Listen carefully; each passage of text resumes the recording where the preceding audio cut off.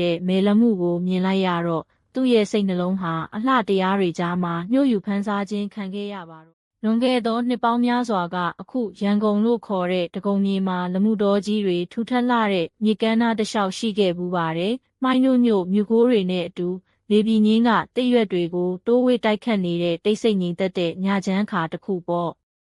အဲ့ဒီလမှုတော်ကြီးထဲမှာသတင်းသုံးနေတဲ့ရသေးကြီးတစ်ပါးရှိခဲ့ပါတယ်။တနေ့မှာရသေးကြီးဟာထူးခြားစွာကြီးမားရင်းမှဲ့နေတဲ့လမှုသီးတစ်လုံးကိုတွေ့ရှိခဲ့တယ်။ဒီအသီးကတော့တာမန်အသီးမဟုတ်ဘူးလို့ရသေးကြီးကတွေးမိခဲ့တာပေါ့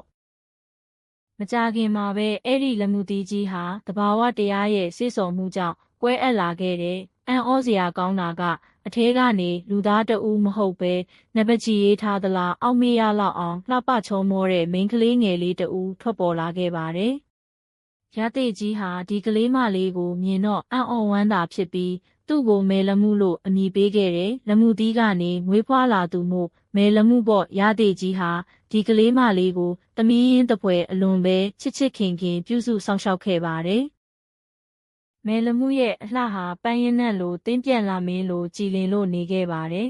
။မဲလမှုအရွယ်ရောက်လာတဲ့အခါမှာတော့သူမရဲ့အလှပသတင်းဟာလူပြည်မှာတင်မကပဲကောင်းကင်ဘုံကနတ်ပြည်အထိပါပြန့်နှံ့သွားခဲ့ပါတယ်။ဒီနေ့မှာတော့ကောင်းကင်ဘုံကတိကြားမင်းဟာလူပြည်ကိုခိတ္တဆင်းသက်လာခဲ့တဲ့လမှုတော်အနီးကိုရောက်တဲ့အခါပန်းကူးနေတဲ့မဲလမှုကိုမြင်လိုက်ရတော့သူ့ရဲ့စိတ်နှလုံးဟာအလှတရားတွေကြားမှာညှို့ယူဖန်ဆားခြင်းခံခဲ့ရပါတော့တယ်။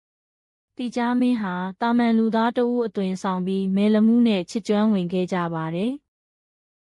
ပျော်ရွှင်စရာအချိန်တွေဟာတိုတောင်းလာပါတယ်။တိကြားမင်းနတ်ပြည်ကိုပြန်ရတော့မဲ့အချိန်ရောက်လာတဲ့အခါမှာတော့ခွဲခွာရတော့မဲ့ဝမ်းနည်းခြင်းတွေနဲ့မဲလမှုကိုနှုတ်ဆက်ရတော့တာပေါ့။နှမကိုတော်သည်နတ်ပြည်သို့ပြန်ရတော့မီမင်းရဲ့ဝမ်းမှာကြံရစ်တဲ့သားငယ်လေးဟာနောက်တစ်ချိန်မှာတန်ခိုးအာနာကြီးမားတဲ့မင်းတစ်ပါးဖြစ်လာလိမ့်မယ်လို့ဗျာဒိတ်စကားဆိုပြီးနက်လက်စွန်းနဲ့အဝတ်အထည်တွေကိုအမှတ်တရအဖြစ်ထားခဲ့ကတိကြားမင်းဟာတိမ်ဆိုင်တွေကြားထဲကိုပျောက်ကွယ်သွားခဲ့ပါတော့တယ်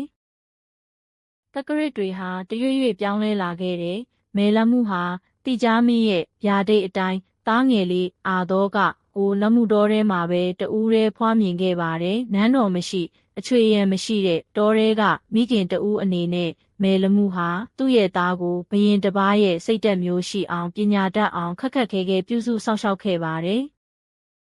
သားဖြစ်သူကအမေကျွန်တော်အဖေကဘသူလဲလို့မေးတဲ့အခါတိုင်းမဲလမှုဟာမျက်ရည်ကိုမျိုးသိပ်ပြီးပြုံးလျက်သားရဲ့ဖခင်ကကောင်းကင်ထက်ကအရှင်သခင်မှာသားရဲ့သားဟာတာမန်လူမဟုတ်ဘူးဆိုတာကိုအမြဲတမ်းရပါလို့ပြောပြခဲ့ရရှာတယ်ဒီလိုနဲ့သားဖြစ်သူအရွယ်ရောက်လာတဲ့အခါမှာတော့တိကြားမင်းထားရစ်ခဲ့တဲ့လက်စွပ်နဲ့အမှတ်သားတွေကိုပေးပြီးနန်းတွင်းကိုဆေလွတ်ခဲ့ပါတယ်။မိခင်ရဲ့ဂုဏ်သိက္ခာအဆုံးအမနဲ့မေတ္တာတွေကြောင့်ပင်သားတော်ဟာကြီးကျယ်ခမ်းနားတဲ့ဥက္ကလာပမင်းကြီးအဖြစ်နန်းတက်ခဲ့ပါတယ်